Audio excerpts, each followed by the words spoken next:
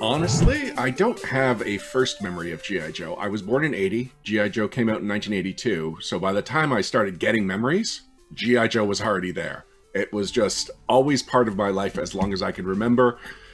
From the earliest days I remember the toys I was playing with, I had a bunch of G.I. Joes. A vivid memory of G.I. Joe is that we didn't have cable and we didn't really get the proper reception on the channel that played G.I. Joe. I was watching it like I was watching scrambled pay-per-view. I had to use my imagination to fill in the blanks. The voices were clear, which is important, because that was really the only thing telling me what was happening on screen. I guess really just my earliest memories of G.I. Joe and experience with G.I. Joe was already filling in the blanks, using my imagination along with what G.I. Joe was giving me to figure out what action was happening in the cartoon, and then, applying that to when I'm playing with the toys. Just everything I was doing with G.I. Joe from the earliest time I experienced with it was one part them telling me what G.I. Joe is, and one part me telling me what G.I. Joe is. G.I. Joe has had a major impact on my life at all points in my life.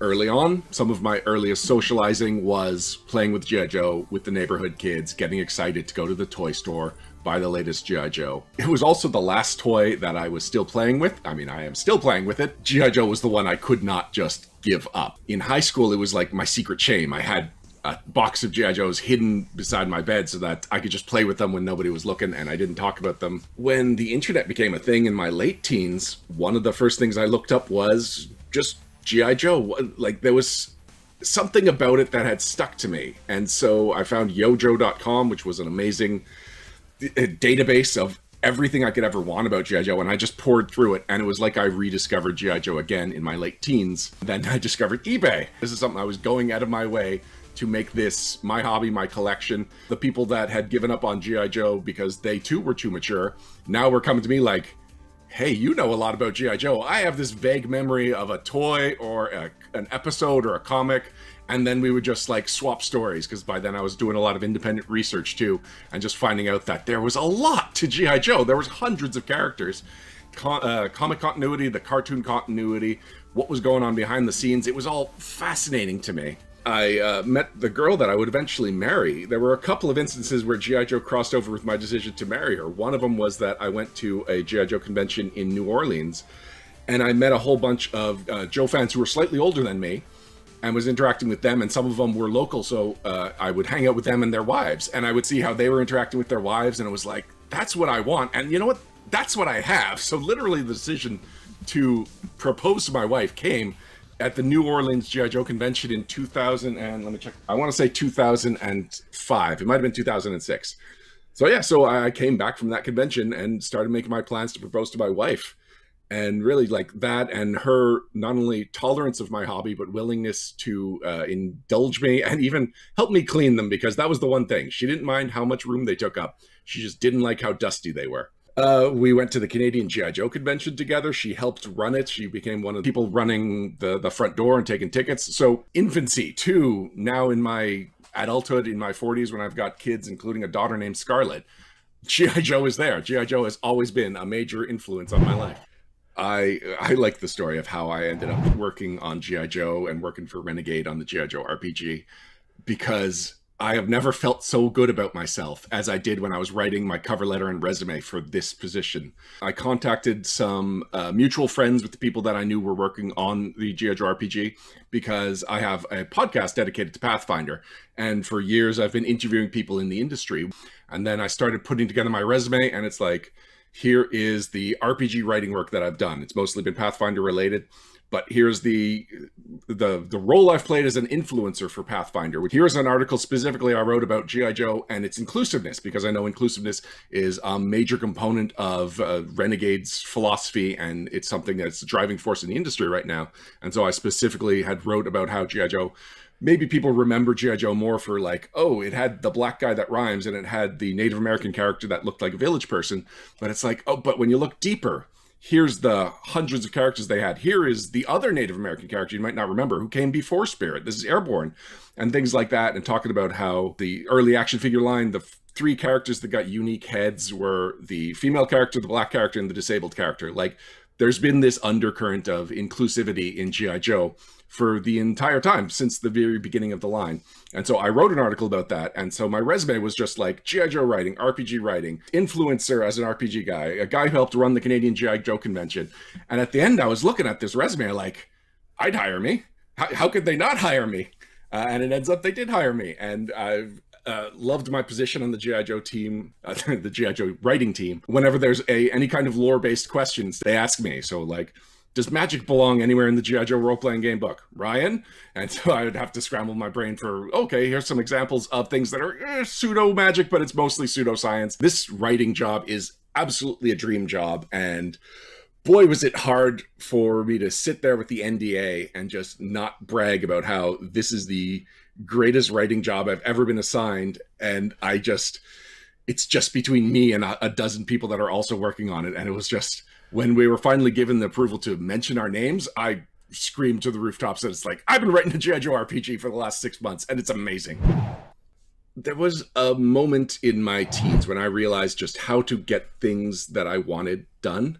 Do it. Go out there. I remember just pizza nights. Me and my friends would get together. We would debate about which restaurant are we going to order from? What are we going to order? We would get all that done. And then when it came time to, now who's going to call the pizza place?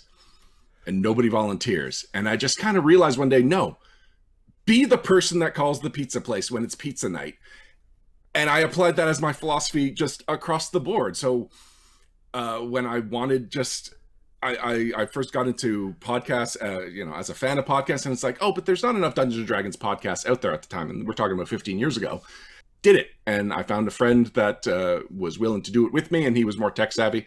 And we just did it. And the same thing, as soon as I found out that this RPG was possibly a thing, because even when it was announced that Renegade had the licenses, it didn't specifically say, and we're making a G.I. Joe RPG, and we're making a Power Rangers RPG. And it was like, I have zero time to waste. I have to figure out how to get on this team right now. And I did it. And it worked out. And it, honestly, putting your stuff out there, putting the bad stuff out there is the only way your bad stuff becomes good. Putting it out there shows that you are able to keep up to a schedule, that you're able to start something, finish it, expose it to an audience, and no one is the perfect artist the first time that they draw something. You have to get there, and to get there, you have to put yourself out there. I know that people kind of raise an eyebrow at me being a Canadian who is a fan of the real American hero, G.I. Joe. I think that in the same way that Americans can be fans of anime and you can be fans of international products, even if they are very much tied to the country of origin, G.I. Joe to me is more than just, it's the American show. It was full of really interesting characters. They had very fun relationships with each other. The storytelling was different, kind of by necessity, because you had to fit 50 different characters into, every a week's worth of episodes. And so there was just, the writers had to scramble to find ways to really just pop as many people in there. No time for backstories, no time for, their personal lives. It's just, here they are on the base, now they're on the mission. And it really spoke to me as a fan and somebody that wanted to be a writer down the line. And then years later, when I found out that we had this community of Canadian fans that mostly were in Toronto. I'm in Montreal, which is a drive away, but not like an afternoon drive. It's a dedicated trip away. So I started making sure that I was going to the meets that eventually became conventions.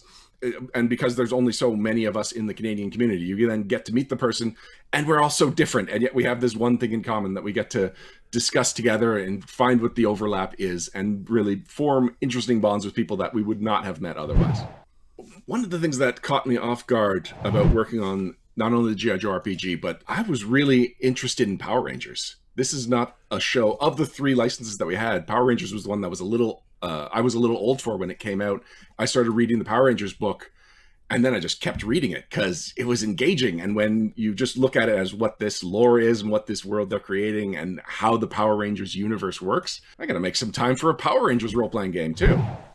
I think that there is a lot that G.I. Joe fans can look forward to in a role-playing game, because even if we don't know it, we've kind of been role-playing as G.I. Joes for the longest time. That is just what playing with toys is.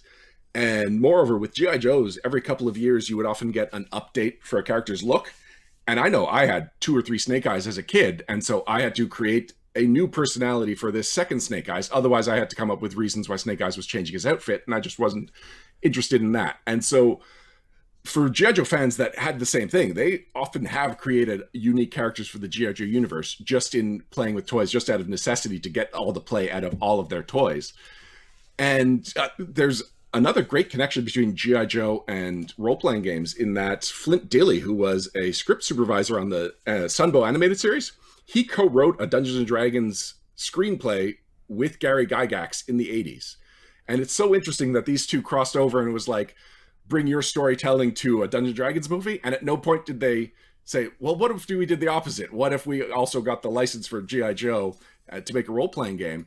And so a G.I. Joe role-playing game, this being the first G.I. Joe role-playing game, is shocking because it's been 30, 40 years in the making.